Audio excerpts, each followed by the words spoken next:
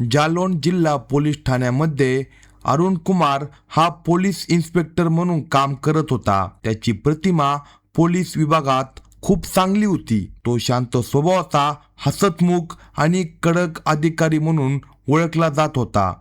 कडक म्हणजे कामात तो कधीही बेईमानी करत नव्हता. एका कॉन्स्टेबल पासून त्याने करिअरची सुरुवात केली आणि तो इन्स्पेक्टर झाला होता. दोन भावांमध्ये अरुण राय हा लहान होता.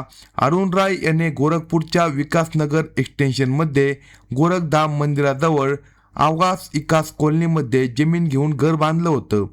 तिथे तो आपल्या बायको माया राय आणि एकुलता एक मुलगा अमृतांश राय यांच्यासोबत राहत होता. मात्र अरुण हा पोलीस विभागात असल्यामुळे त्याची वेगवेगळ्या ठिकाणी बदली होत होती. म्हणून तो ड्युटीच्या ठिकाणी सरकारी निवासात राहत होता. सुट्टी मिळाल्यावरच तो बायकोला भेटण्यासाठी गोरखपूरला यायचा. आईला भेटण्यासाठी तो राजनवली गावाला देखील जात होता. मुलगा अमृतांश राय याने याच वर्षी म्हणजे 2025 मध्ये 12वी पास केली आणि तो कोटा येथे राहून नीटची तयारी करत होता. अरुण सर्वांना सोबत घेऊन चालणारा व्यक्ती होता. तो आपल्या भावासोबत फोनवर बोलायचा. पुतणे आणि पुतणीसोबत देखील तो बोलायचा. वेळोवेळी तो त्यांना भेटायला देखील जायचा. संपूर्ण कुटुंबात प्रेम होतं. एक आनंदी कुटुंब होतं. मोठा भाऊ अरविंद राय देवा बाजारात हार्डवेअरचं दुकान चालवत होता. सोबत शेती देखील सांभाळत होता. अरुण राय याचे लग्न माया राय हिच्यासोबत सुमारे 2001च्या आसपास झाले होते. बायकोचे माहेर बस्ती जिल्ह्यातील भरविल या गावात आहे. सध्या अरुण राय कुठून ठाण्यात इन्स्पेक्टर या पदावर कार्यरत होता आणि त्याच कॅम्पसमधील सरकारी निवासामध्ये तो राहत होता. 5 डिसेंबर 2025 हा शुक्रवारचा दिवस होता. पोलीस स्टेशनमध्ये आज सारखाच नेहमीचा दिवस होता. पण कोणाला माहीत नव्हते की आज त्याचा शेवटचा दिवस असेल. तो सकाळी लवकर उठला आणि त्याने आपले नेहमीचे काम आटोपले. नंतर तयार होऊन तो पोलीस स्टेशनमध्ये पोहोचला. तिथे काही तक्रारदारांना तो भेटला. त्यांच्या समस्या ऐकल्या. दुपारी स्टेशनजवळ झालेल्या पंचकुंडी महायज्ञात त्याने सहभाग घेतला. त्याला संध्याकाळचे आमंत्रण देखील देण्यात आले होते. त्यानंतर तो परत पोलीस स्टेशनमध्ये आला. उरलेले काम त्याने केले आणि संध्याकाळी तो महायज्ञाच्या भंडाऱ्यात परत गेला. तिथल्या समितीने त्याचा सन्मान केला. त्यानंतर तो जलवणी माता मंदिराचे पुजारी सर्वेश महाराज यांच्या मुलीच्या लग्नाला पोहोचला. नवरदेव नवरीला आशीर्वाद देण्यासाठी तो गेला होता. त्यानंतर अरुणजी कसब्यात थोडेफार इकडे तिकडे तो फिरला. पेट्रोलिंगही केली. आता रात्रीचे सुमारे 9 वाजत आले होते. यावेळी रात्री त्याची बायको मायाने त्याला विचारपूस करण्यासाठी फोन केला. ती दररोजच त्याला फोन करत असायची. बायकोच्या म्हणण्यानुसार अरुण तिला म्हणाला, मी थोडा थकलो आहे, आता मला विश्रांती घ्यायला जायची आहे. तोपर्यंत तो जेवण करून झाले होते. तो आपल्या जेवण करून खोलीत गेला होता. त्याला बीपीचा थोडा त्रास होता.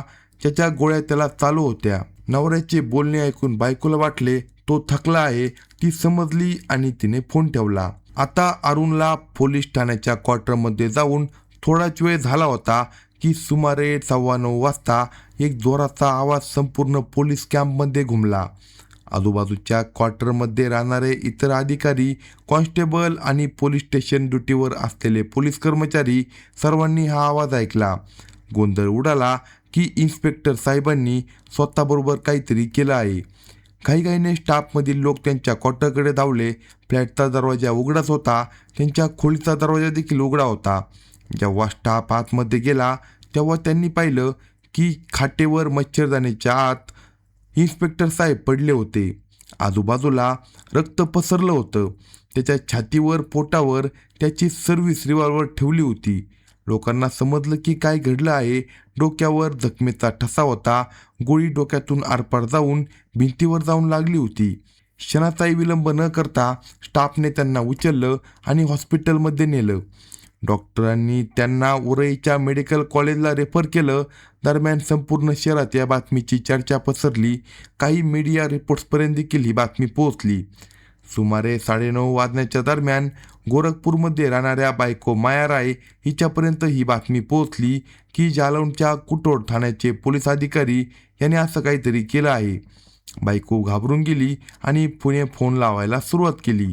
ती आपल्या कुटुंबाला देखील फोन करू लागली.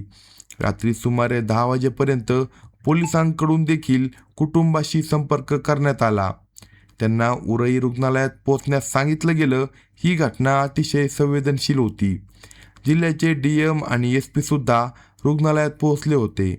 इतर अधिकारी, स्थानिक नेते आणि मीडिया प्रतिनिधींची गर्दी होऊ लागली. रात्री सुमारे 11:15 वाजता डॉक्टरांनी अरुण राय याला मृत घोषित केलं. मात्र पोलिसांनी ही बातमी कुटुंबाला ताबडतोब दिली नव्हती. कुटुंब घाबरू नये म्हणून सकाळी प्रत्यक्ष आल्यावरच त्यांना सांगण्याचा निर्णय घेतला गेला. दरम्यान पोस्टमॉर्टमची प्रक्रिया सुरू करण्यात आली आणि मृतदेह मॉर्चरीमध्ये ठेवण्यात आला. इकडे घटनेनंतर ताबडतोब पोलिसांनी तपासाला सुरुवात केली. सर्व वरिष्ठ अधिकारी त्या क्वार्टरमध्ये पोहोचले जिथे ही घटना घडली होती. फॉरेन्सिक टीमला देखील पुरावे गोळा करण्यासाठी बोलावण्यात आलं, कारण ही घटना स्वतः पोलीस विभागातील अधिकाऱ्याशी संबंधित होती. म्हणून संपूर्ण प्रणालीवर प्रश्नचिन्ह उभं राहिलं होतं. तपासादरम्यान पोलिसांना अरुण राय यांचे सर्व्हिस रिव्हॉल्वर मिळाले, ज्याने ही घटना घडल्याचा संशय व्यक्त केला जात होता. त्याच्यासोबत 3 सिम कार्ड, मोबाईल फोन आणि एक संशयास्पद पत्र देखील जप्त करण्यात आलं. सर्व पुरावे वैज्ञानिक पद्धतीने तपासले जात होते. गोळी कोणत्या अँगलने झाली, किती अंतरावरून झाली याचा बारकाईने अभ्यास सुरू झाला. प्राथमिक तपासात गोळी अतिशय जवळून झाडली गेल्याचे समोर आले.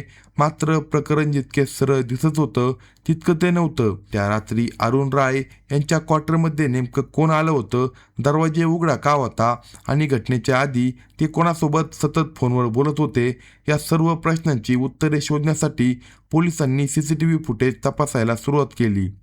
क्वार्टरच्या आजूबाजूला लावलेले कॅमेरे बारकाईने पाहिले गेले तेव्हा पोलिसांच्या हातात एक महत्त्वाचा पुरावा लागला.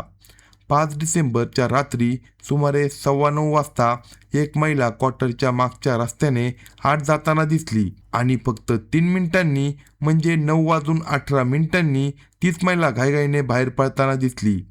ही टायमिंग पोलिसांसाठी अत्यंत संशयास्पद होती, कारण याच वेळेत गोळीचा मोठा आवाज ऐकू आला होता. पुढे तपास केल्यावर काही पोलीस कर्मचाऱ्यांनी त्या महिलेची ओळख पटवली.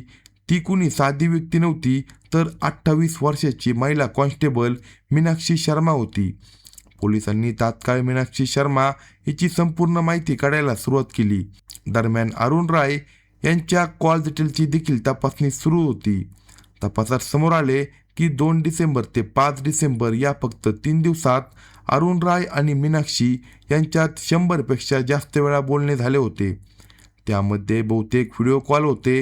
ही माहिती समोर येताच पोलिसांचा संशय आणखी गडद झाला, कारण घटनेच्या अगदी आधी ज्या महिलेचे CCTV फुटेज मिळाले होते तीच महिला अरुण राय यांच्यासोबत सतत संपर्कात होती.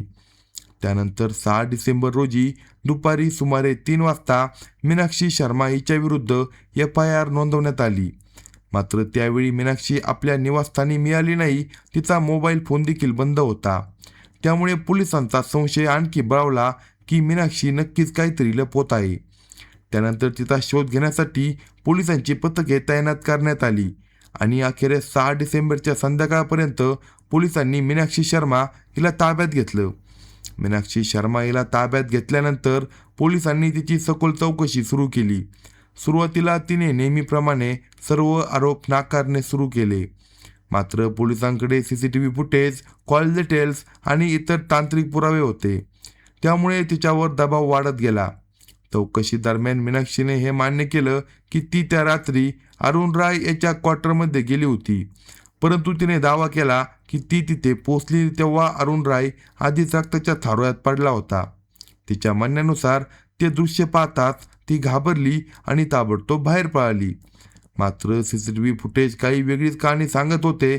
फुटेजनुसार ती 9:15 आतमध्ये गेली होती आणि 9:17 गोळीचा आवाज आला होता आणि 9:18 ती घाईघाईने बाहेर पडताना दिसली.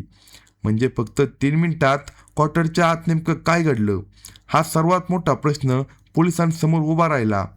पोलिसांनी त्यानंतर मीनाक्षी शर्मा हिच्या मोबाईलची सखोल तपासणी सुरू केली. तिच्याकडून 3 मोबाईल फोन आणि 4 सिम कार्ड जप्त करण्यात आले.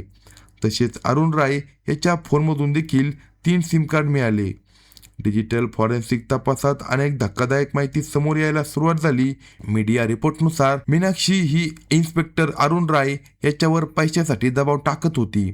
8 फेब्रुवारी 2026 रोजी तिचे लग्न होणार होते आणि त्यासाठी ती अरुण राय याच्याकडून सुमारे 25 लाख रुपयांची मागणी करत होती. इतकेच नाही तर लग्नासाठी घ्यायच्या सामानाची लिस्ट देखील तिने त्याला दिल्याचे समोर आले. चौकशी दरम्यान मीनाक्षीने अरुण राय याच्यासोबत अफेअर असल्याची बाब कथित मान्य केली, मात्र तिने पैशासाठी ब्लॅकमेल केल्याचे नाकारले. दुसरीकडे पोलिसांना मीनाक्षीच्या मोबाईलमधून काही संशयास्पद डेटा डिलीट केल्याचे पुरावे मिळाले. घटनेनंतर तिने अरुण राय याच्यासोबत संबंधित कॉल्स आणि चॅट्स काढून टाकल्याचा संशय व्यक्त करण्यात आला. पोलिसांच्या मते हे पुरावे नष्ट करण्याचा प्रयत्न असू शकतो. दरम्यान अरुण राय याच्या कुटुंबियांनी गंभीर आरोप केले की काही दिवसापूर्वी अरुण राय यांनी कुटुंबाकडून घेतलेले 5 लाख रुपये घटनेनंतर सापडले नाही. त्यामुळे हे पैसे मीनाक्षी घेऊन गेली असावी असा संशय आता व्यक्त करण्यात आला होता. दरम्यान या प्रकरणात अनेक थेरी समोर येऊ लागल्या. पहिली थेरी अशी होती की अरुण राय हा मीनाक्षीपासून दूर जाण्याचा प्रयत्न करत होता आणि त्यामुळे या दोघांमध्ये वाद वाढला होता. दुसरी थेरी अशी मांडली जात होती की दोघांमध्ये पैशावरून तीव्र वाद झाला होता. तर तिसरी शक्यता या घटनेत इतर कोणाचाही सहभाग असू शकतो याचाही पोलीस तपास करत होते. याच दरम्यान मीनाक्षी शर्मा ही 10 ते 12 पोलीस कर्मचाऱ्यांच्या संपर्कात असल्याची माहिती समोर आली. हे साधे ओळखीचे संपर्क नव्हते तर जवळीक असल्याचा संशय व्यक्त केला जात होता. तपासात असे देखील समोर आले की मीनाक्षीने अलीकडेच महागडा आयफोन आणि सुमारे 3 लाख रुपयांचा हार खरेदी केला होता. हे पैसे कुठून आले हा प्रश्न देखील तपासाचा महत्त्वाचा भाग बनला होता. दरम्यान काही स्टाफ सदस्यांनी सांगितले की घटनेच्या आधीच्या 2-3 दिवसात अरुण हा खूप तणावाखाली दिसत होता. तो चिंताग्रस्त आणि व्याकुळ दिसत होता असे म्हटले जात होते. त्यामुळे हे प्रकरण आता आणखीनच गुंतागुंतीचे बनले होते. तपास पुढे सुरू असतानाच 5 डिसेंबरच्या संध्याकाळी घडलेल्या घटनांची टाईमलाईन पोलिसांनी जोडायला सुरुवात केली. मीडिया रिपोर्टनुसार मीनाक्षी शर्मा मिरटहून कुंटोटला एका शिपाई अंकित मलिकसोबत बाईकवरून आली होती. अंकितने तिला तिथे ड्रॉप केले आणि तो स्वतः आपल्या पोलीस स्टेशनमध्ये निघून गेला. त्यानंतर मीनाक्षी ही अरुण राय याच्या क्वार्टरमध्ये गेली. CCTV फुटेजनुसार ती मागच्या रस्त्याने जाताना दिसत होती. तपासात असे समोर आले की त्यावेळी ती फोनवर कोणाशी तरी बोलत होती. पोलिसांनी अंकित मलिकची लोकेशन आणि कॉल डिटेल तपासल्या, परंतु त्याचा या घटनेत थेट सहभाग आढळला नाही. मात्र क्वार्टरच्या आत 3 मिनिटात नेमकं काय घडलं याचे कोडे अजूनही सुटले नव्हते. मीनाक्षीचे म्हणणे असे होते की ती तिथे पोचली तेव्हा अरुण राय आधीच जखमी अवस्थेत पडला होता. मग CCTV टायमिंग आणि इतर पुरावे या दाव्यावर प्रश्नचिन्ह उभं राहत होतं. यामुळे पोलिसांनी या प्रकरणाकडे अत्यंत संशयाने पाहणे सुरू ठेवले. दरम्यान घटनेनंतर मीनाक्षीच्या हालचालींनी पोलिसांचा संशय आणखीनच वाढवला. CCTVनुसार ती क्वार्टरमधून बाहेर पडल्यानंतर घाईघाईने फोनवर बोलत निघून गेली. नंतर ती उरई येथे एका महिला कॉन्स्टेबलच्या घरी थांबली होती अशी माहिती समोर आली. मात्र तिने त्या कॉन्स्टेबलला घटनेबाबत काही देखील सांगितलं नव्हतं. तपासात असे देखील समोर आलं की तिने आपल्या मोबाईलमधून अरुण राय याच्यासोबत संबंधित कॉल्स आणि चॅट डिलीट केल्या होत्या. पोलिसांच्या मते हा पुरावे नष्ट करण्याचा प्रयत्न असू शकतो. दरम्यान अरुण राय याच्या कुटुंबियांनी मागणी केली की या प्रकरणाची सखोल चौकशी आणि निष्पक्ष चौकशी व्हावी. त्यांचा ठाम आरोप होता की अरुण हा स्वतःहून असे पाऊल उचलणार नव्हता. त्यामुळे या प्रकरणामागे मोठे षडयंत्र असू शकते असा कुटुंबाचा संशय आहे. प्रकरणाची गंभीरता लक्षात घेऊन 8 डिसेंबर रोजी SP-च्या सूचनेनुसार 5 सदस्यांची SIT स्थापन करण्यात आली. ही SIT या प्रकरणाचा प्रत्येक अँगलने तपास करत आहे. त्यानंतर 7 डिसेंबर रोजी इन्स्पेक्टर अरुण राय याचे पार्थिव त्यांच्या गावी नेण्यात आलं. गावातील बिरर घाटावर त्याच्यावर शासकीय सन्मानाने अंत्यसंस्कार करण्यात आले. त्यांचा मुलगा अमृतांश राय याने त्यांना मुखाग्नी दिला. हे दृश्य पाहून संपूर्ण परिवार आणि गावकरी भावूक झाले.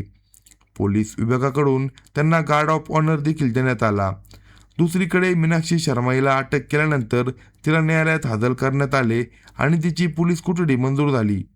तपास अजून देखील सुरू आहे आणि या प्रकरणातील अनेक प्रश्नांची उत्तरे अजून यायची आहे. नेमके त्या 3 मिनिटात काय घडलं? अरुण राय यांनी खरोखर स्वतः हे पाऊल उचललं की यामागे कोणते तरी मोठं षडयंत्र होतं? या सर्व प्रश्नांची उत्तरे तपास पूर्ण झाल्यानंतरच समोर येतील.